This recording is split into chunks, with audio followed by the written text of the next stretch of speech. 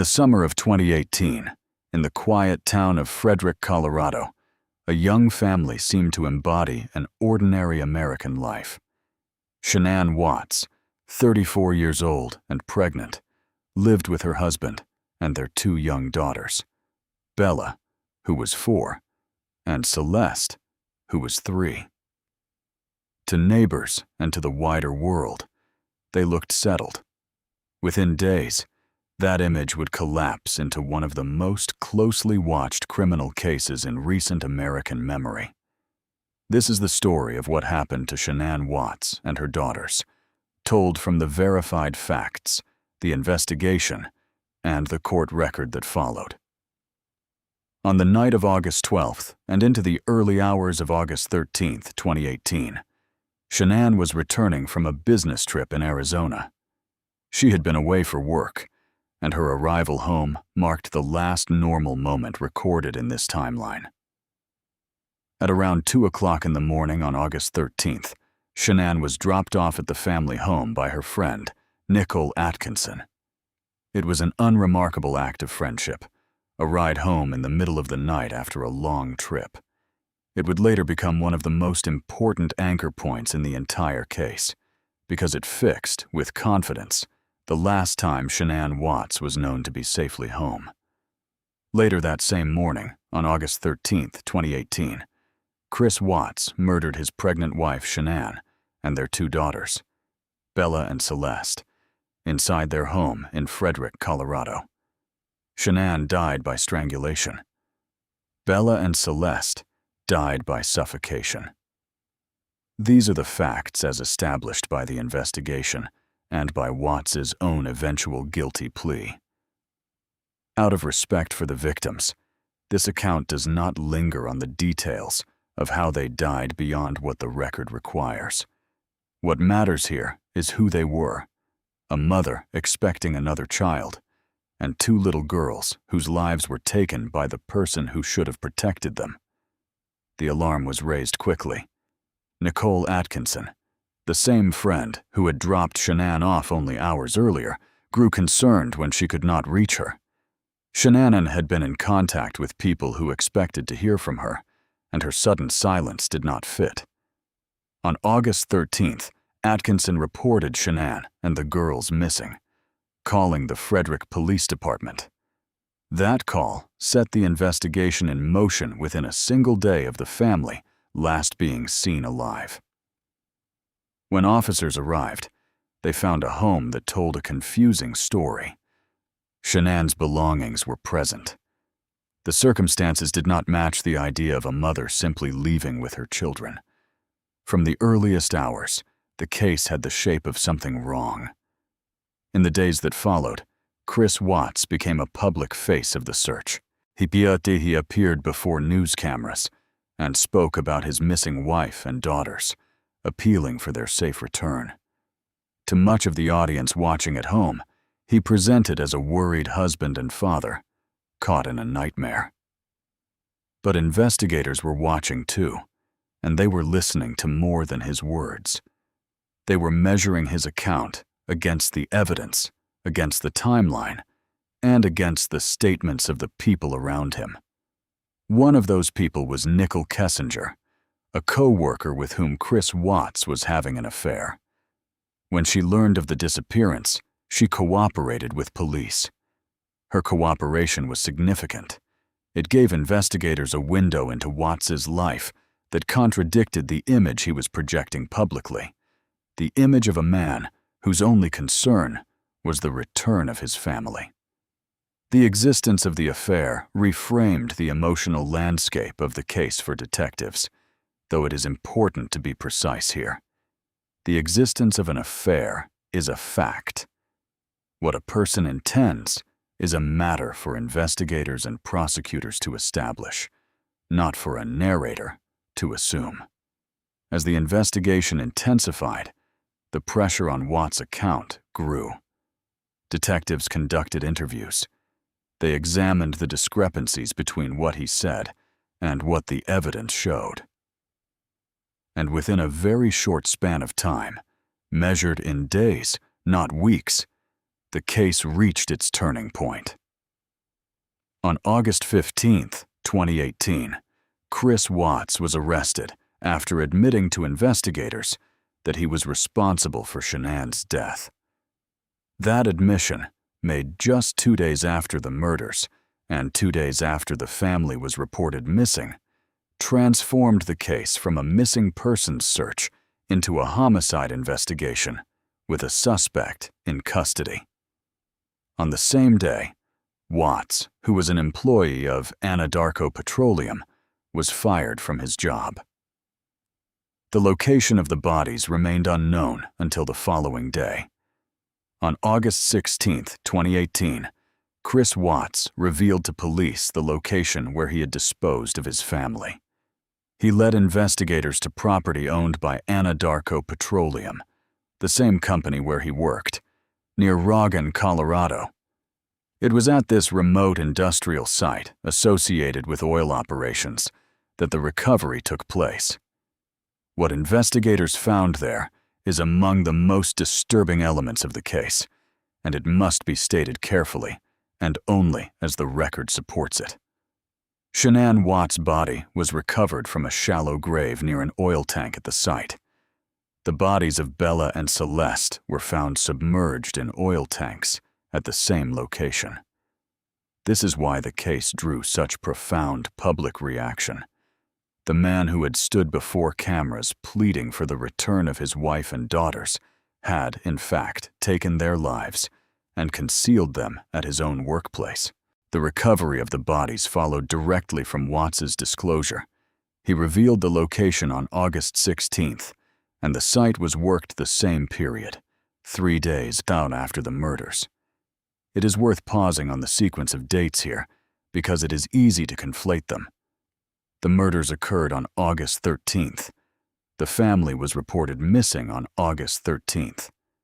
Watts was arrested on August 15th after admitting responsibility for Shanann's death. He revealed the location of the bodies on August 16th. Each of these is its own event, on its own date. The date a body is recovered is not the date a person died. The deaths all occurred on the morning of August 13th, and the recovery came days afterward once Watts disclosed where he had hidden them.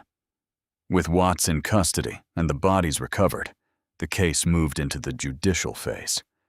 The formal charging came later in the month, and the investigation continued to build the full picture of what had happened inside that home.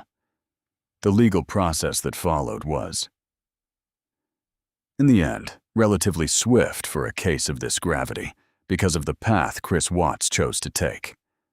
On November 6, 2018, Chris Watts pleaded guilty to 9 charges. Those charges included 5 counts of first-degree murder, 1 count of unlawful termination of a pregnancy, and 3 counts of tampering with a deceased human body. This was not an allegation left for a jury to weigh. Watts admitted his guilt in open court. He was convicted of these crimes by his own plea. The 5 counts of first-degree murder reflected the gravity of what he had done to Shanann, to Bella, and to Celeste. And the count for the unlawful termination of a pregnancy reflected the loss of the child Shanann was carrying. The 3 counts of tampering with a deceased human body reflected the concealment of his victims at the oil site. The guilty plea came as part of an agreement. Prosecutors agreed not to seek the death penalty in exchange for Watts's guilty plea. Crucially, prosecutors made that decision only after obtaining the approval of Shanann's family. This detail matters because it placed the family's wishes at the center of one of the most consequential decisions in the case, whether the state would pursue execution or accept a resolution that guaranteed Watts would never leave prison. On November 19, 2018, Chris Watts was sentenced. He received 5 life sentences, 3 of them to be served consecutively and 2 to be served concurrently, without the possibility of parole. On top of those life sentences, he was ordered to serve 48 years for the unlawful termination of Shanann's pregnancy, and 36 years for tampering with the deceased bodies of his victims. The sentence was structured to ensure that there was no realistic path to his release under any circumstance. In December 2018, Chris Watts was transferred out of Colorado to the Dodge Correctional Institution in Waupun, Wisconsin, where he has remained incarcerated. As of 2025, Watts remains at that facility. No subsequent court ruling has altered his convictions or his life sentences. Reporting has noted only that Watts has, at various points, looked into ways to appeal his guilty plea, but no appeal has been filed or succeeded, and no court has reduced his sentence, granted his release, or changed the outcome. The conviction stands exactly as it was entered.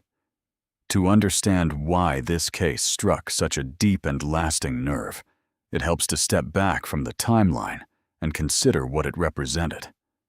The horror of the Watts case was not only in the acts themselves, terrible as they were. It was in the disconnect between the private reality and the public performance. Here was a man who, in the days after killing his pregnant wife and 2 young children, spoke to the media about wanting his family home. The gap between that image and the truth is what made the case a subject of national attention, documentaries, and enduring discussion. It is also a case that has become, for many people, a lesson in the limits of appearances. Neighbors, friends, and a wide audience watching the coverage had no way to see, from the outside, what was happening within that household. The people who broke the case open were not distant strangers. They were a friend who noticed a silence that did not fit and made a phone call, and a co-worker who came forward and cooperated once she understood what was unfolding. It was ordinary attentiveness and a willingness to speak to police that helped move the investigation forward in its critical early days. There is a tendency, in cases like this, to focus almost entirely on the perpetrator, on his interviews, his behavior, his psychology. But the center of this story should remain with those who were lost. Shanann Watts was 34 years old and expecting another child. Bella was 4. Celeste was 3. They were a mother and 2 daughters with lives, personalities, and futures that were taken from them in a single morning. The pregnancy that Shanann carried was recognized in the law itself, in the separate charge, and the additional decades added to Watts's sentence. For the families left behind, for Shanann's parents and loved ones, who were consulted before prosecutors made their decision on the death penalty, the case did not end with a verdict. Grief of this kind does not close on a sentencing date. What the legal system could offer was accountability, a full admission of guilt, a set of convictions that will keep Chris Watts in prison for the rest of his natural life, and a public record that leaves no ambiguity about what happened or who was responsible. The Chris Watts case also entered the broader public conversation about the warning signs that can precede domestic violence. The reality that the most dangerous person in a household is sometimes the one presenting the calmest face to the outside world. It is not the role of this account to diagnose or to speculate beyond what the record establishes, but the case has been widely cited in discussions about how quickly a domestic situation can turn lethal, and about the importance of taking seriously the instincts of friends and family when someone suddenly goes silent. In the years since, the story has been retold many times, in many formats. What has not changed are the facts at its core. On August 13, 2018, 3 people, soon to be 4, were killed in their own home. Their bodies were hidden at the killer's workplace. Within days, that killer was identified, arrested, and confronted with the evidence. He confessed, he led investigators to the site, and he pleaded guilty. He was convicted and sentenced to spend the rest of his life in prison. The Watts family case remains a stark reminder that the truth of a household is not always visible from the sidewalk, and that the people who pay attention, who notice, who question, who make the call, can be the ones who ensure that the truth eventually comes out. Shanann, Bella, and Celeste deserve to be remembered not for how their lives ended, but for the fact that they lived, and that a community and a legal system ultimately refused to let their deaths go unanswered.